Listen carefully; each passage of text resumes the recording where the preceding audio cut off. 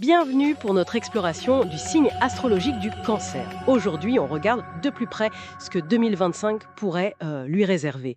On s'appuie sur différentes analyses, astrologie occidentale, védique et même un peu de zodiaque chinois.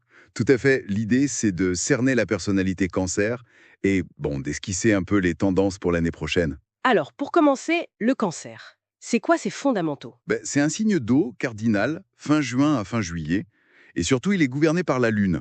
Ça explique déjà beaucoup sur sa sensibilité. La Lune, donc l'émotion, le changement. Exactement, son symbole, c'est le crabe, la carapace protectrice, mais aussi une démarche parfois un peu de biais, quoi. On l'associe à la maison 4, le foyer, les racines. Je nourris, ça pourrait être sa devise, non? C'est une bonne image, oui. Je nourris, ça colle bien. En astrologie védique, d'ailleurs, on l'appelle Karkarashi. Et cette idée de nourrir, de protéger, on la retrouve dans son caractère, j'imagine. Ah oui, complètement. Une sensibilité énorme, beaucoup d'empathie, une loyauté sans faille pour ses proches. Très intuitif aussi, Un peu rêveur peut-être. Dans la Lune. oui. Mais avec une vraie imagination, une créativité certaine. Et une ténacité, faut pas l'oublier. Surtout quand il s'agit de construire quelque chose de sûr. D'accord. Mais cette grande sensibilité, elle a aussi ses défis. Ben oui. L'humeur peut être fluctuante, le fameux côté lunatique, justement lié à la Lune, une susceptibilité assez forte. Hmm. Et puis une tendance à l'anxiété, parfois. À rester un peu accroché au passé, aux souvenirs, ou même aux rancœurs. La peur du rejet aussi. Il absorbe beaucoup les émotions autour de lui, c'est ça? C'est ça, une vraie éponge émotionnelle. Ça peut être épuisant pour lui, et pour les autres parfois, s'il ne fait pas attention. Il peut avoir tendance à être un peu passif-agressif pour éviter le conflit direct. Une nature complexe donc. Et comment ça dialogue avec l'énergie de 2025? On parle de l'année du serpent de bois dans le zodiaque chinois. Ah, c'est intéressant ça. Le serpent de bois, c'est la sagesse, le charme discret, mais aussi la transformation. Une transformation en profondeur. Donc ça pourrait pousser le cancer à évoluer. Oui, je pense. Peut-être moins dans la rupture brutale, mais plus dans une sorte de mue intérieure. Utiliser cette sagesse du serpent pour mieux comprendre ses propres besoins de sécurité et peut-être sortir un peu de sa carapace, mais à sa manière. Une année charnière alors. Oui, vraiment. Une année d'évolution personnelle, de quête de vérité intérieure. Et il aura des soutiens planétaires, comme Jupiter et Mars, qui vont apporter de l'élan. Et côté cœur? Les astres sont plutôt sympas apparemment. Oui, le climat semble très positif. Jupiter et Vénus vont vraiment favoriser la tendresse, la complicité dans les couples. Ah, super. Et la deuxième moitié de l'année s'annonce plus dynamique, plus passionnée, sans doute avec l'énergie de Mars.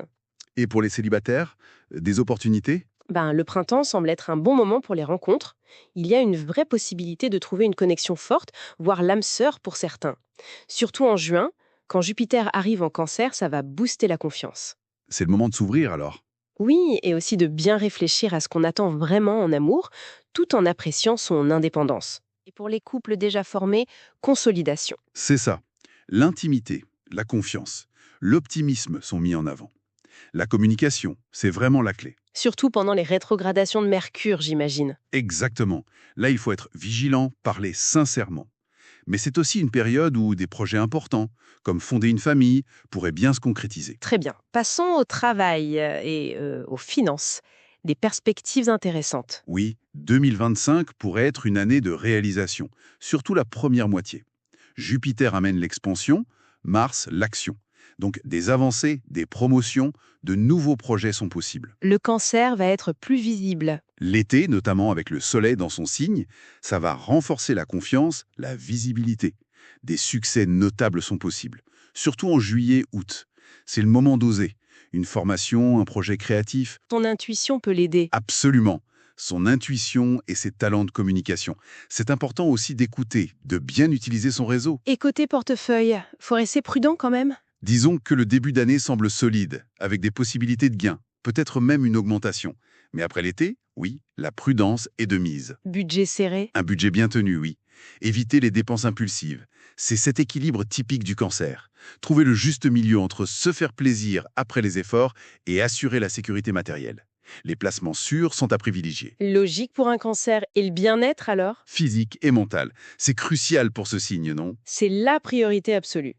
2025 est une invitation à l'introspection, au travail sur soi. Jupiter apporte l'optimisme pour construire et Saturne aide à poser des fondations stables intérieurement. Gérer le stress, surtout. Mhm. Ne pas tout absorber. Exactement. Apprendre à poser des limites pour ne pas être submergé par les émotions des autres.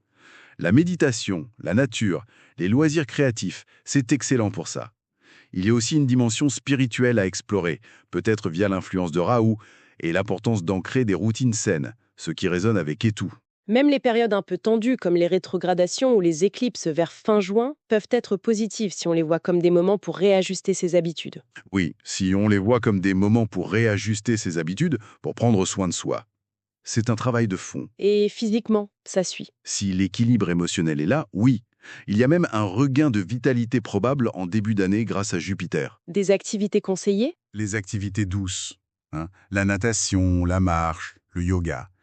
L'essentiel, c'est d'écouter son corps. Prévoir du repos, surtout à l'automne, et attention au surmenage.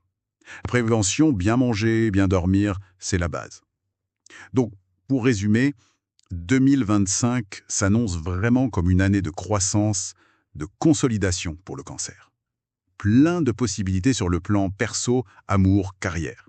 Mais à condition de cultiver cet équilibre intérieur. C'est ça, c'est la clé de voûte pour eux. Le mot de la fin, ce serait donc optimisme, bienveillance envers soi-même, persévérance et bien communiquer. Voilà les ingrédients pour profiter de cette année. Tout à fait.